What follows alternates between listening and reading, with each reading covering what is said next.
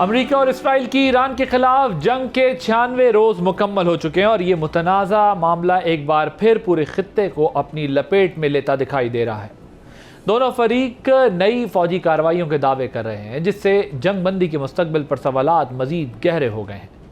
अमेरिकी सेंटकॉम के मुताबिक उसने ईरानी जजीरे कशम पर सेल्फ डिफेंस के तहत कार्रवाइयाँ की है, जबकि ईरान का कहना है कि उसने इन हमलों के जवाब में कुवैत और बहरीन में मौजूद अमरीकी तनसीबात को निशाना बनाया है।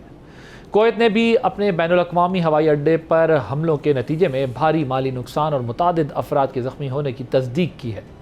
ये तमाम पेशरफ्त ऐसे वक्त में सामने आई है जब जंग के खात्मे के लिए जारी सिफारती कोशिशों के बारे में अब भी गैर यकीनी सूरत हाल बरकरार है। हालिया वाक़यात के बाद ईरानी वज़ीर ख़ारजा ने फ्रांस, तुर्की, कतर, मिस्र, पाकिस्तान और सऊदी अरब के वज़राए ख़ारजा से टेलीफोनिक राब्ते किए हैं। ईरानी वज़ारत ख़ारजा के मुताबिक पाकिस्तान के साथ होने वाली गुफ्तगू में फील्ड मार्शल आसिम मुनीर भी शामिल थे। दूसरी जानिब अमरीकी सदर डोनाल्ड ट्रंप का कहना है कि तेहरान और वाशिंगटन के दरमियान राब्ते मुनक़ता नहीं हुए बल्कि बातचीत का सिलसिला जारी है। ट्रंप ने ईरान पर जोर दिया कि अब वक्त आ गया है कि किसी न किसी शक्ल में एक मुआहदे तक पहुंचा जाए। उधर अमरीका में इसराइल और लबनान के दरमियान मुज़ाकरात भी जारी हैं, ताहम वाशिंगटन और तल अवीव की क़यादत के दरमियान सख्त जुमलों के तबादलों और इख्तलाफात की खबरों ने नई बहस को जन्म दिया है। माहिरीन के मुताबिक अगरचे अमरीकी सदर और नेतन्याहू के दरमियान कशीदगी और इख्तलाफात की खबरें सामने आती रहती हैं, लेकिन असल अहमियत पॉलिसीज़ की होती है और अब तक इन पॉलिसीज़ में कोई बड़ी तब्दीली नज़र नहीं आई।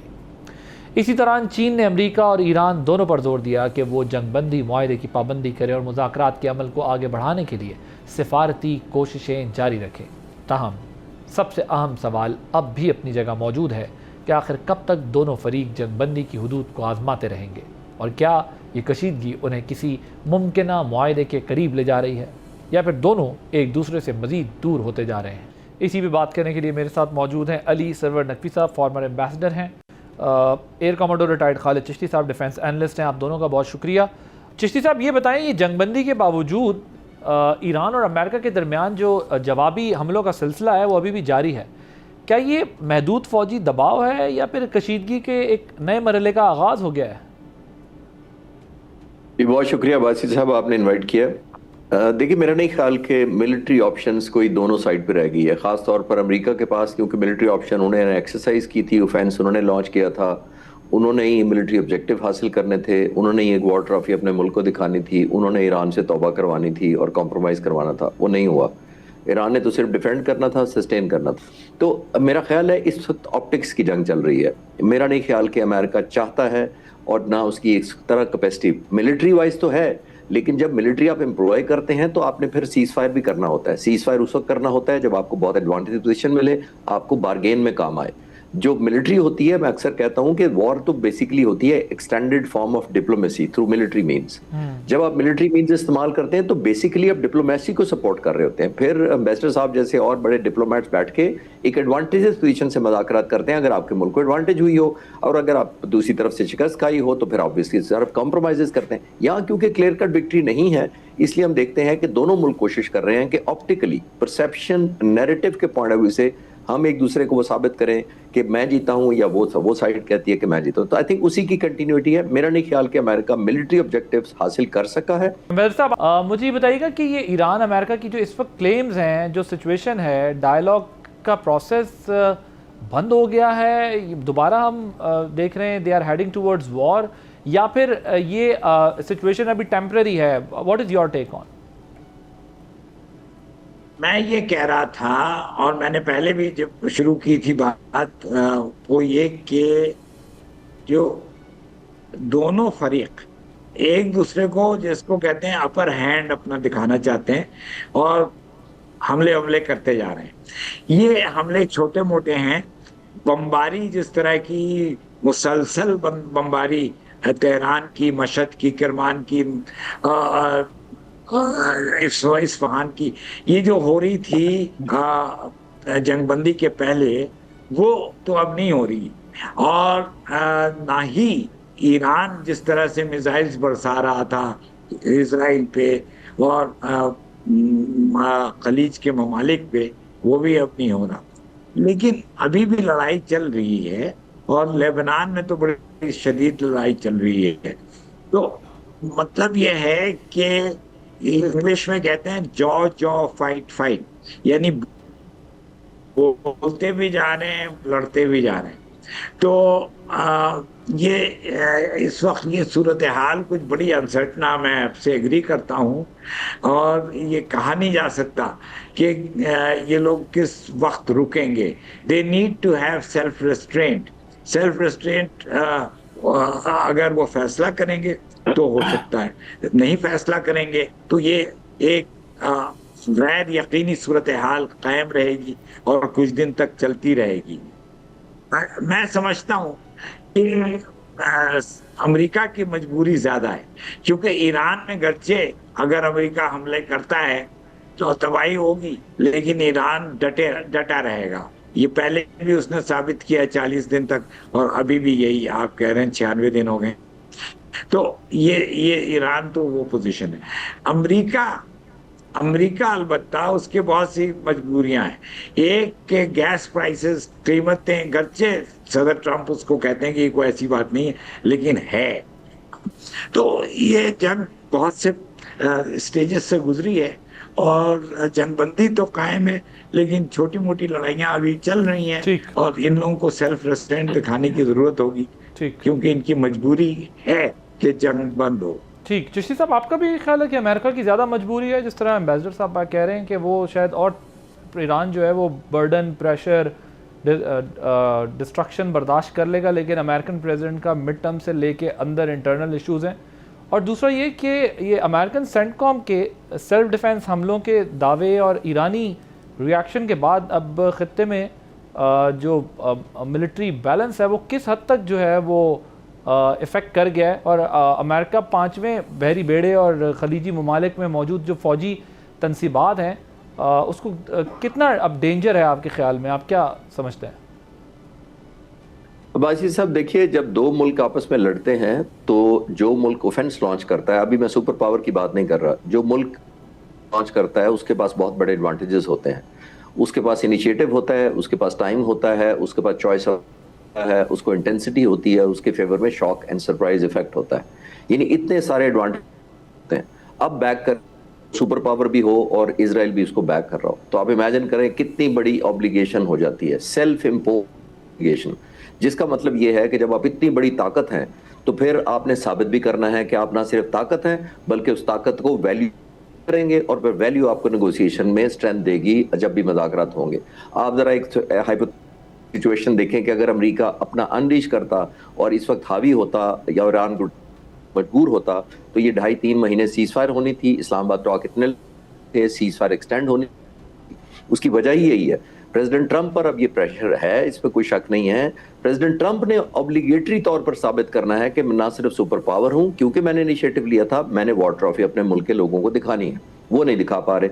अगर वो दोबारा अनलीश कर देते हैं, जो मैं दुआ करता हूं कि ना हो, लेकिन उसके बाद भी हम 2 हफ्ते या 3 हफ्ते जितने भी जारी रही, उसके बाद हम और मैं और आप सब इन्हीं कार्ड्स पर बात कर रहे होंगे, क्योंकि सिचुएशन ऑलमोस्ट यही रहेगी।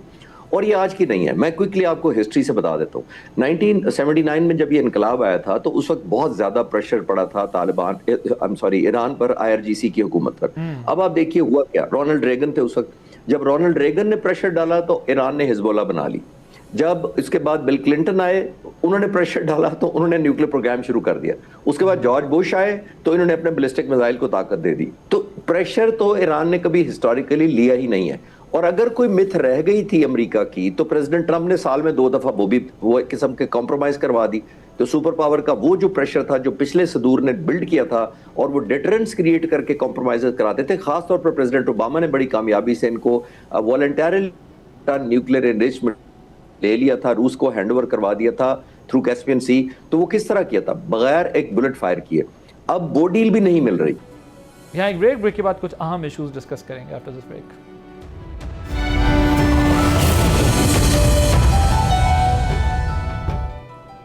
Welcome back.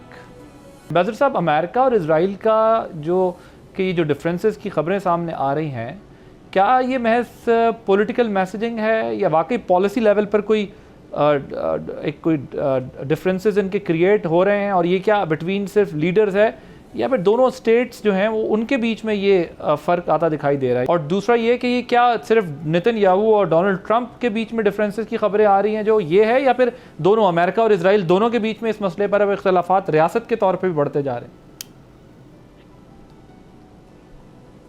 ये बड़ा अच्छा सवाल है और इस पे गौर करने की जरूरत है। ये तो इस वक्त तज्जिया ही हो सकता है। मैं समझता हूँ कि पहली बार देखिए, यहूदी कौम, ज्यूज जो हैं, ये पहली बार अब ये हो रहा है कि पहली चीज जो हुई वो जब जोहरान ममदानी न्यूयॉर्क मेयर का इलेक्शन उसने जीता, उसमें यंग यहूदी, नौजवान यहूदी बाशिंदे न्यूयॉर्क के, उन्होंने उसकी हिमायत की और उसके लिए वोट दिया। और अब जब ये जंग जिस तरह चल रही है, लोग ज्यूज से, यहूदियों से बदजन होते जा रहे हैं, इसका नतीजा इनके रियासती ताल्लुकात पे पड़ रहा है। और मैं समझता हूँ कि सदर ट्रंप करके वो बहुत ज्यूज के और यहूदियों के बड़े हमदर्द हैं, इजराइल के हमदर्द हैं, लेकिन आप बाइडेन के जमाने में तो बगैर सोचे अमेरिका जो है इजराइल का हामी हुआ करता था। वो सूरत नहीं है और मैं नहीं समझता कि एकदम से सारा कुछ उलट जाएगा। इनके ताल्लुकात कायम रहेंगे, लेकिन मैं समझता हूँ इनमें तशनगी काफी बढ़ गई है और अगर ये जंग चलती रही तो वो और मजीद इनके लिए मसले खड़े होंगे। यहूदी कौम जो है वो जब भी उरूज पे आती है तो वो अपने आपे से बाहर हो जाती है। और हजरत मूसा के जमाने में भी यही सूरत थी, जब यहूदी जो है वो हजरत मूसा को भी क्वेश्चन करने लगे थे। तो नाउजुबिल्लाह, तो मैं समझता हूँ कि ये ताल्लुकात इन दोनों रियासतों के अब काफी हद तक तब्दील होने की करीब है। आपको लगता है कि ये वाकई इस जंग की वजह से जो है वो और चीज़ें तब्दील होंगी इन दोनों रियासतों के बीच में? खालिद चिश्ती साहब, आपको क्या लगता है आने वाले दिनों में सबसे बड़ा चैलेंज क्या होगा? ये जो मिलिट्री थ्रेट है, ये बड़ा मसला होगा? बराह रास्त ईरान अमेरिका जो है वो कॉन्फ्लिक्ट होगा, या इजराइल लबनान जो वॉर है इसमें आप देखते हैं कि ये आगे और बढ़ेगा मसला? ये खलीजी ममालिक का मज़ीद इस कॉन्फ्लिक्ट में जो है वो रोल होगा? किस तरह देख रहे हैं आप सिचुएशन को? भाई साहब देखिए, मेरा ख्याल है ईरान की जो न्यू फाउंड लीवरेज है, जिसका मैं जिक्र कर रहा था पहले सवाल के जवाब में, वो ज़रूर वो कन्वर्ट करना चाहेगा हिजबुल्लाह के हक में, और जाहिर है उनको बचाने के लिए और एक ओनरशिप देने के लिए। क्योंकि अगर ईरान को उनको ओनरशिप नहीं देता तो पहले ही हमने देखा कि ओवर द ईयर्स हिजबुल्लाह की, हमास की जो लीडरशिप है वो एलिमिनेट कर दी गई है और ज़ाहिर है वो सस्टेन कर रही है।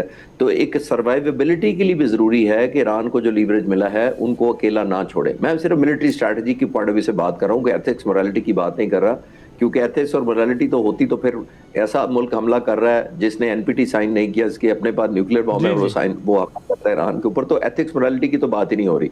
बात मैं ये करना चाह रहा हूँ कि ये मेरा ख्याल है कि ये ईरान जरूर कंडीशंस लगाएगा और उसकी जो पोजीशन ऑफ स्ट्रेंथ है, इसीलिए आपने देखा कि स्टेलमेट होने के बाद कभी ऐसा नहीं हुआ कि इतना छोटा मुल्क जो सस्टेन कर रहा है, सिर्फ सर्वाइव कर रहा है, उसके बावजूद मज़ाकरात को कॉल ऑफ कर देता है। दैट शोज इट सेल्फ कि उसकी स्ट्रेंथ है। इसका मतलब वो बर्दाश्त करने के भी काबिल है। इसका मतलब उसको अमेरिका का उसने एस्टिमेट भी किया हुआ है कि कहां तक वो आगे जा सकते हैं। उसको अमेरिका की लिमिटेशन भी पता है, उसको प्रेसिडेंट ट्रंप पर ये ऑब्लिगेशन भी पता है कि पूरी दुनिया के 8 अरब मुल्क इस वक्त हॉस्टेज बने हुए हैं, डायरेक्टली और indirectly, economic point of view से, oil, transportation, commodity, goods, agriculture, food. अभी तो फूड और एग्रीकल्चर का इफेक्ट आना नहीं शुरू हुआ, तो जब दुनिया में और ज्यादा महंगाई होगी तो प्रेसिडेंट ट्रंप और कॉर्नर होंगे। ऊपर से on top of that domestic उनके जो डिसअप्रूवल रेट कह लें या अप्रूवल रेट कह रहे हैं वो कॉम्प्रोमाइज हुआ है। 4-5 महीने के बाद उनके इलेक्शन आए खड़े हैं सर के ऊपर। तो आई थिंक प्रेसिडेंट ट्रंप के ऊपर बहुत ज्यादा एक प्रेशर भी है। इसीलिए आपने देखा कि उन्होंने नेतन्याहू को जो कन्फ्रंट किया है, जो पब्लिक हुई है बात, उसका मतलब यही है कि वो दो चीजें करना चाह रहे हैं, ये जो पब्लिक की गई है। अदरवाइज हर रोजाना शायद उनकी बातें होती हैं, कभी पब्लिक नहीं हुई। तो पॉसिबल एक रीजन ये है कि वो ईरान को ये मैसेज देना चाहते हैं कि मैं नेतन्याहू की बातों में नहीं हॉस्टेज बना हुआ, क्योंकि हम और ईरान ये कह रहा है कि प्रेसिडेंट ट्रंप सिर्फ नेतन्याहू से इन्फ्लुएंस्ड है और उसी की बातों की वजह से कॉम्प्रोमाइज हुए। एक तो उन्होंने ईरान को मैसेज दिया कि मेरी पोजीशन ऑफ स्ट्रेंथ है, और दूसरा उन्होंने नेतन्याहू को एक वार्निंग दी है एक्सपोज करके सारा कि मैं ब्लेम अब नहीं ले सकता, तो मैं अब ब्लेम शिफ्ट कर दूंगा all together on Israel and particularly Netanyahu, जिसकी वजह से वो ये टू प्रॉन्ग उन्होंने मुझे लगता है कि वो किया। और वजह यही है कि वो डील अब करना चाहते हैं, लेकिन एक लफ्ज वो ऑनर ऐड करना चाहते हैं कि ऑनरेबल डील। आखिरी बात मैं इंपॉर्टेंट करना चाहूंगा, प्रेसिडेंट ट्रम्प ने, आप शायद हैरान होंगे, मैं भी एक दो किताबें उनकी पढ़ी, उन्होंने 19 किताबें लिखी हैं। जो सबसे ज्यादा बेस्ट सेलर बुक है, जो बेस्ट सेलर बुक है उनकी नंबर 1 है, 1987 में आई थी, the art of the deal. आप जरा इमेजिन करें, तो आर्ट ऑफ द डील बड़ी पॉपुलर हुई थी। उसके चौथे चैप्टर में उन्होंने लिखा है, उसका टाइटल ये है, उसका है push push push and dot dot dot, जिसको वो एक्सप्लेन करते हैं कि keep pushing the enemy till the time वो कॉम्प्रोमाइज कर ले। मुझे लगता है वो इतनी बेस्ट सेलर अपनी बुक करके खुद डील करना भूल गए हैं बदकिस्मती से, अनफॉर्चुनेटली। उसके बाद जो उन्होंने किताबें लिखी उसमें इसी तरह है। और आखिरी उनकी जो किताब, ये मैं अगर इसको और इजी टर्म्स में समझा सकूं, यहाँ बहुत ज़बरदस्त बात दी, ज़बरदस्त तरीके की मिसाल देके समझाई। वो बड़े ज़बरदस्त सक्सेसफुल बिजनेसमैन हैं, वो उन्होंने समहाउ आउटसाइडर होकर पूरे पॉलिटिकल सिस्टम को बाईपास करके दूसरी दफ़ा प्रेसिडेंट बन गए हैं, और उन्हें पब्लिक पल्स का, सेंटिमेंट्स का अंदाज़ा है जो एक पॉपुलिस्ट को होता है कि मुझे कैसे कैपिटलाइज करना है। बट पॉपुलिस्ट जो हैं उनके पास सोल्यूशन नहीं होते अनफॉर्चुनेटली, चाहे वो दुनिया में कहीं भी हो। और अब मुझे भी ऐसा लगता है, क्योंकि मैं तो बड़ी कन्विक्शन से ये कहता रहा कि प्रेसिडेंट ट्रम्प जो क्लेम्स कर रहे हैं, जो भी कोई पॉपुलिस्ट क्लेम करते हैं दुनिया में, वो क्लेम पब्लिक पल्स को पकड़ के ज़बरदस्त करते हैं और मासेस को अपील करते हैं, लेकिन जब सोल्यूशंस की बारी आती है तो वो ब्लेम गेम खेलते हैं, वो शिफ्ट करते हैं। और यही डोनाल्ड ट्रम्प एग्जैक्टली कर रहे हैं कि इजराइल पे। और मैं इन दी एंड ये कंक्लूड करना चाहता हूँ बात को, कि जिस तरह नकवी साहब भी बात कर रहे हैं, आप भी कर रहे हैं, कि ईरान की कैलकुलेशन ज़बरदस्त थी इस वॉर को लेके, अमेरिका की स्ट्रेंथ और वीकनेसेस को देख के, और इजराइल की भी ठीक थी बिल्कुल, क्योंकि ईरान और इजराइल अपनी सही कैलकुलेशन पे जा रहे हैं, जो उन्होंने एक दूसरे के बारे में सोचा था। इसमें विक्टिम जो है वॉर के, वो अमेरिकन और अमेरिकन प्रेसिडेंट बन चुके हैं, जिनको अंदाज़ा नहीं हुआ कि ये वॉर कहाँ तक जाएगी। Thank you so much Ali Sarwar Naqvi साहब और एयर कमांडर अटारी साहब हमारे साथ मौजूद थे। एक ब्रेक लेते हैं, ब्रेक के बाद जब वापस आएंगे तो पाकिस्तानी अवाम जो वफाकी बजट के बाद विक्टिम बनेंगे, उस पर ज़रा बात करेंगे आपसे। वफाकी बजट पेश करने की तारीख मौखिर हो चुकी है। अगरचे नई तारीख का बाज़ाब्ता ऐलान अभी सामने नहीं आया, ताहम कौमी असम्बली के ज़राए के मुताबिक बजट 10 जून को पेश किए जाने का इम्कान है। लेकिन तारीख से हटकर असल सवाल अब भी वही है कि क्या पाकिस्तान की मईशत इस्तेहकाम के मरहले से निकल कर पायदार तरक्की की राह पर गामजन हो सकेगी, जबकि दूसरी जानिब हुकूमत अपनी मुआशी पॉलिसियों को कामयाब करार दे रही है, जिसके मुताबिक अफरात ज़र में कमी आई है, करंट अकाउंट और मालियाती खसारों पर किसी हद तक काबू पाया गया है और ज़र मुबादला के ज़खायर भी निस्बतन बेहतर हुए हैं। लेकिन इधर कारोबारी तबका, सनतकार और आम शहरी एक मुख्तलिफ तस्वीर पेश करते दिखाई दे रहे हैं, जो सवाल उठा रहे हैं कि अगर ये सब अहम है तो फिर इस इस्तेहकाम का अमली फ़ायदा आम आदमी को मुंतकिल क्यों नहीं हो पा रहा।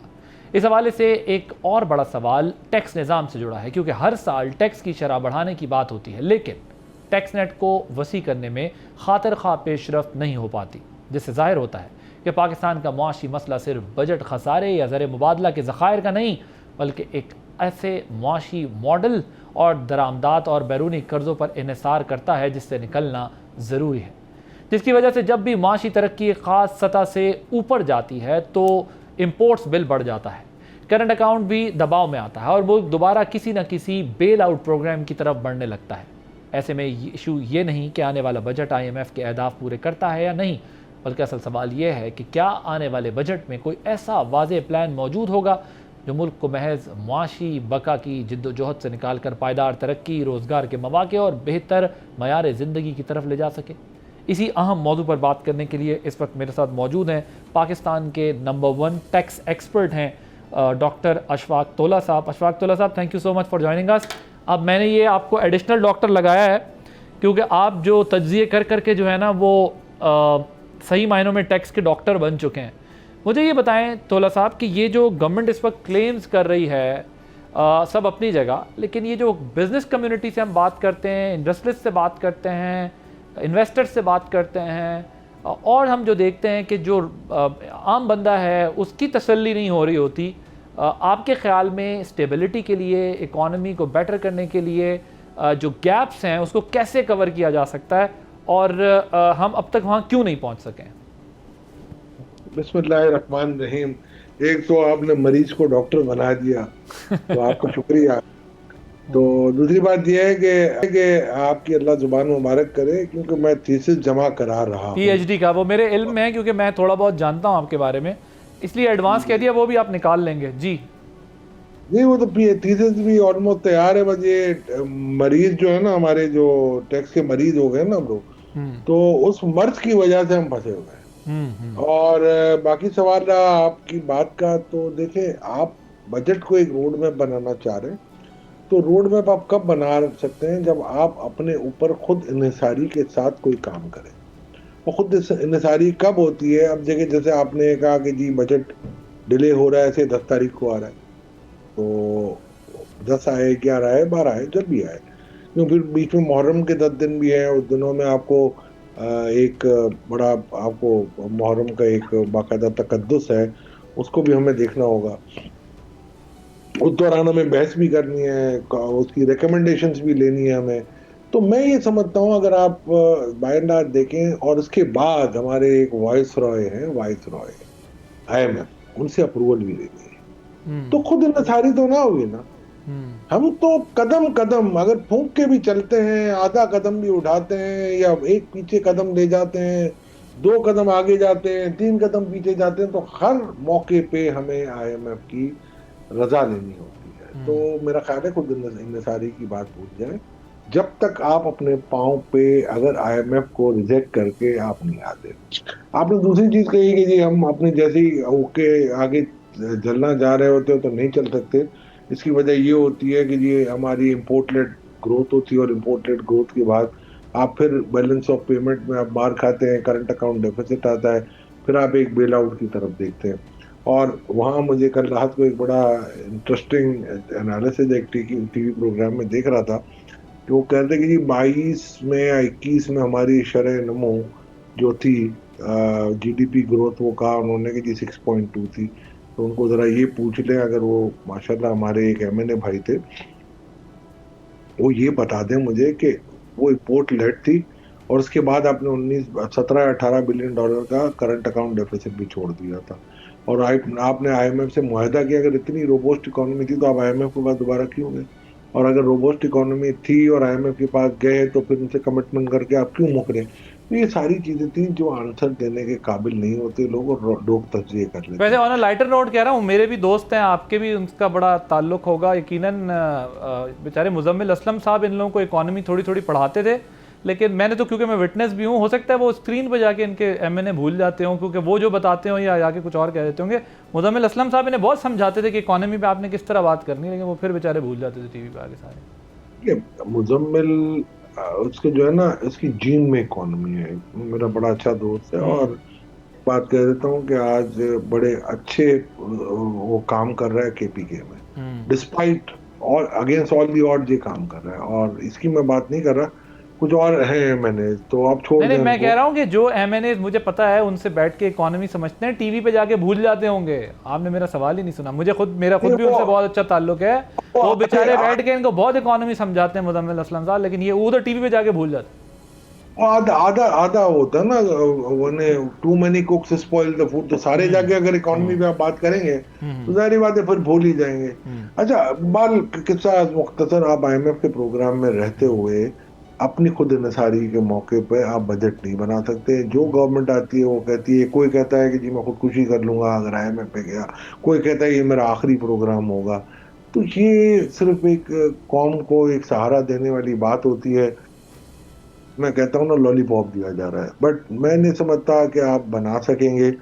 आपको टैक्स के टारगेट पूरे करने हैं, आप 14,000 13,000 अरब नहीं कर सकते। मुझे बता दे आगे आप क्या करें। कल मुझे वैसे अशफाक साहब, मुझे कल मेरे पास एक गेस्ट थे, उन्होंने कहा कि भाई, मैंने कहा टैक्स किस तरह, ये सर उन्होंने कहा जी आप फाइलर नॉन फाइलर की तमीज़ ही ख़त्म कर दें। ये जो तो एक बहुत बड़ा गैप है ना फाइलर नॉन फाइलर वाला, तो सबको अब आप टैक्स नेट में लाना है तो नॉन फाइलर नाम की चीज़ एग्जिस्ट नहीं करनी चाहिए। Is it possible? ये हो सकता है या होना चाहिए? और फिर ज़रा पाकिस्तान में पास में जो बूम एंड, बार बार हम देखते हैं बूम एंड बस साइकिल का शिकार हो जाता है पाकिस्तान की इकॉनमी, तो क्या अब तक होने वाली जो रिफॉर्म्स के बाद ऐसे टेक ऑफ पोजीशन में हम नहीं आए हैं जहां इस डेंजर को कुछ कम किया गया हो? जरा इन दोनों सवालों के जवाब दीजिएगा मुझे, कितना प्रैक्टिकल है जो। देखिए, फाइलर नॉन फाइलर का फर्क किया गया था, उस गुनाह में मैं भी शरीक था। 2014 में, तो गुनाह का मैं भी एक हिस्सेदार हूँ। तो अब आप मुखबरी करें सर, शरीके जुर्म ना होते तो मुखबरी करते की तरह? नहीं, वो भी नहीं करते।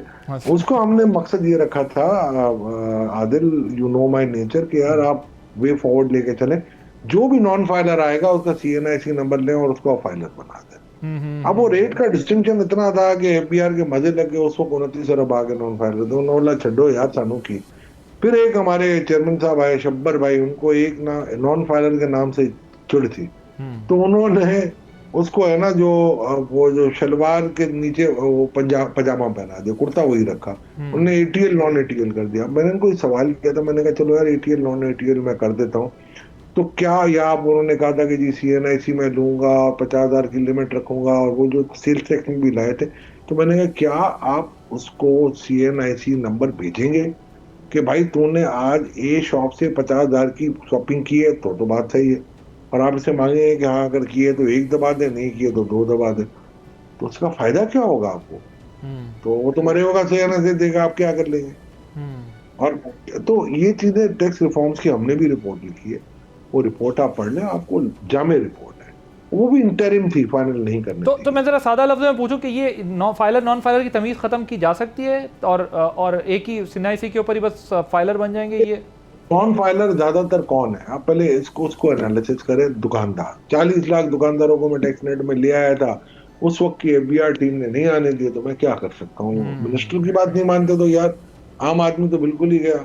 ठीक है, तो सर मैं सॉरी फॉर इंटरप्शन, आज बात जरा कट रही है क्योंकि बातें इतने मज़े की है ना, हम कर करके भी अब सारे वो हो गए हैं। मेरे पास इस्लामाबाद चैम्बर और पिंडी चैम्बर के दोनों के प्रेसिडेंट आए हुए थे, और इन्होंने मजाक में, इस्लामाबाद चैम्बर वाले ने तो ये तक कहा कि भाई आप एक काम करें, आप इकॉनमी के लिए इतने परेशान हैं, हम कारोबारी लोग भी रो रहे हैं, आप ऐसा करें कि FBR को प्राइवेटाइज करके किसी कॉन्ट्रैक्ट पे किसी को दे दें, आप देखिएगा ये FBR आपको जो है वो कितना कमा के देगा और कितने टारगेट्स पूरे करेगा। तो वो तो इस हद तक मजाक कर रहे थे कि FBR को प्राइवेट किसी कॉन्ट्रैक्ट पे दे दें किसी को, ताकि कोई और चला ले, हुकूमत निकल जाए। ये 1996 में ना, हमारे सरदिल अजीज हमारे बड़े भाई मेरे मोहसिन मरहूम SM मुनीर साहब ने ये बात की थी 96 में कि भाई आप हमें एक टारगेट दे दो, FPCCI को दे दो, आप हमें दे दो यार 1000 अरब करने, हम करके दे देंगे, हमारी जान छोड़। बट वो देखिए दुनिया ऐसे नहीं चलती, आप भी समझते हैं।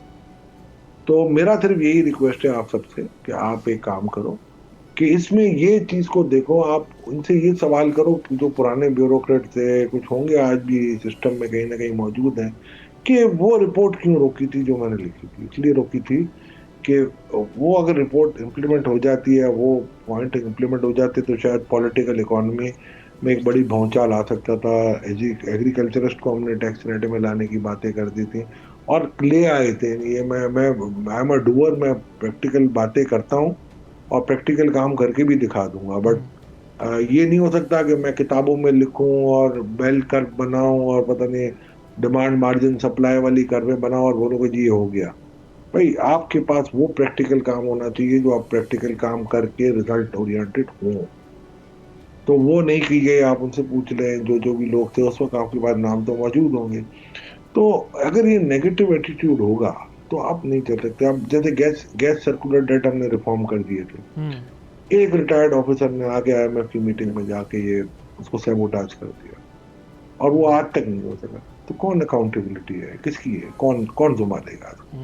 तो ऐसी बहुत सारी चीजें आदिल, आप मुझे जानते हैं कि मैं इन चीजों में मैं पढ़ना भी नहीं चाहता था, बट अब अगर आपने आज ये बात खोली है तो जरा मेरे जख्म है ना कुरेद दिए हैं आपने, वरना मैं नहीं करता। बट पाकिस्तान के बजट में सिर्फ आई वॉश होगा, फिगर्स होंगे। आज भी आप देख ले 15,267 बिलियन टारगेट FBR, यार आप देख लो। क्या आप समझते हैं कि ये FBR वो है जो कर सकती है? नहीं कर सकती। नहीं। तो आप ये सारी चीजें IMF की मान लेते हैं और IMF भी आपको कहती है हाँ जी ठीक है। IMF को जब आप कहो ना कि भाई मुझे इंपोर्ट नहीं खोलना, ओ नहीं आप इंपोर्ट खोले, आपको डॉलर चाहिए होंगे, मैं आपको शर्त कह सकता हूँ आज आ जाए, बैठा दें। मैंने एक मॉडल बनाया, जितने भी अच्छे इकोनॉमिस्ट मेरे बड़े हैं सारे, उनको आप जो भी हैं, मुफ्ता इस्माइल साहब हैं, हफीज शेख साहब हैं, हफीज पाशा साहब हैं, मुझसे बहुत बड़े हैं। वो आए, बैठे, बात करें, मेरा मॉडल है, मैं एक्सप्लेन करता हूँ। अगर मैं गलत हूँ मुझे बताएं कि क्या मैं गलत हूँ। ठीक। अगर मेरे फिगर वर्क गलत है मैं बताने के लिए तैयार हूँ।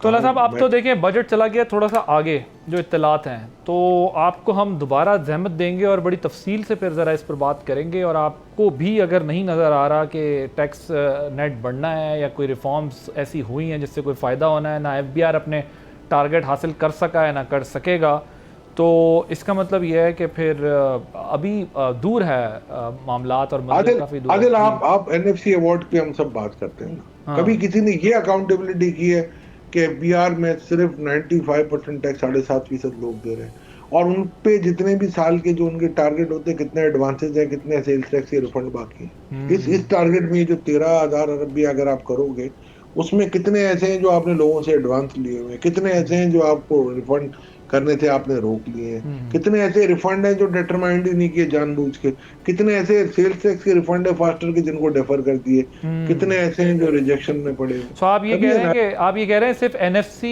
पर हम परेशान हुए हैं, अगर सिर्फ इधर झांक लें तो ये यहाँ से भी बड़े मसले अगर ये आप इधर अगर फर्ज करें, यानी कि अगर ये 7.5% लोग दे रहे हैं ना, हाँ। अगर 8.5% आ जाए, 9.5, 10, 11, 12, तो हर परसेंटेज पॉइंट में 400 बिलियन रुपीज आपके बढ़ेंगे।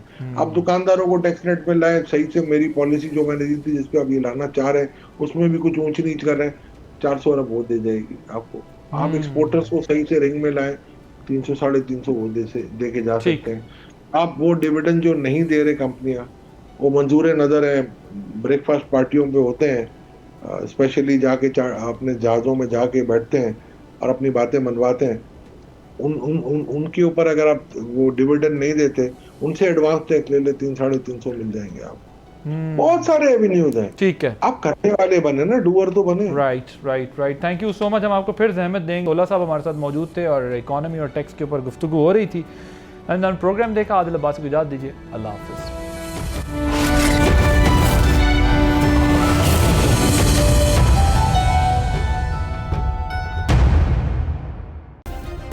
सब्सक्राइब करें और बेल दबाएं ताकि कोई खबर रह न जाए।